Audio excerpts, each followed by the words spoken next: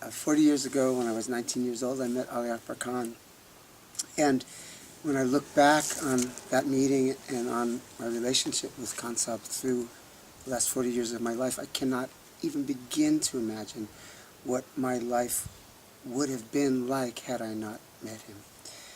You know, I grew up, I was always interested in music. I was always a musician since I was a kid. But Ali Akbar Khan guided me, and thousands of people, not me, I'm not unique. He guided me into a journey where music became not just art, but an entire path of life, and a path of spirit, and a path of the heart. Khan Sahib showed us how one note was as important as 10,000 ragas, and how more important than any of that was the intention and the seriousness, always with humor and light, but the deep, serious intent of what music, of how we could really approach music, and how we must approach music, and how we should approach music. With Khan Sahib, a melody was never frivolous.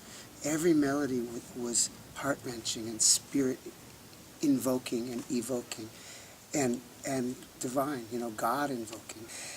Khan Sahib was one of the most irreverent people I ever met, but he was so connected, so deeply connected to the realms of the heart and the spirit, and that was all that his music was about. And you know, I remember times in class where Khan Sahib would describe how a note or a phrase could evoke and create and almost alchemically manifest a mood or an emotion. It was like, how could that happen? He would play a note, and everybody, or like a couple of notes, and everybody in the class would have tears in their eyes. He'd play another phrase, and everybody would be smiling and feel like delight.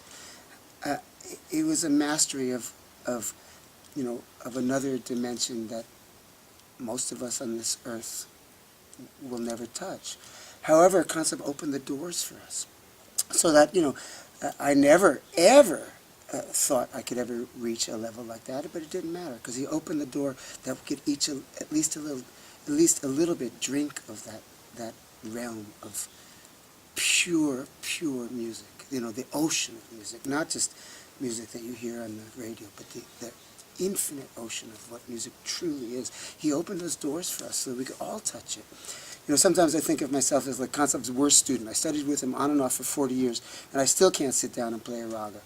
But he molded and sculpted me as a musician nonetheless. That the way I approach music, and the way I approach singing, and the way I approach playing my instruments as a total vehicle of healing and exploring my heart and sharing that with others. I would never even had a sense of that if it hadn't been for Khan Sahib. Anyway, you know, I feel really blessed to have been a student, and I feel really blessed to have been, you know, close to him as a person, and to have been close to his family and his sons and his wife Mary, and continue to be. And I start crying because he was probably, if I could say in my hands 3 people in my life that were the most important people in my life, he is one of them.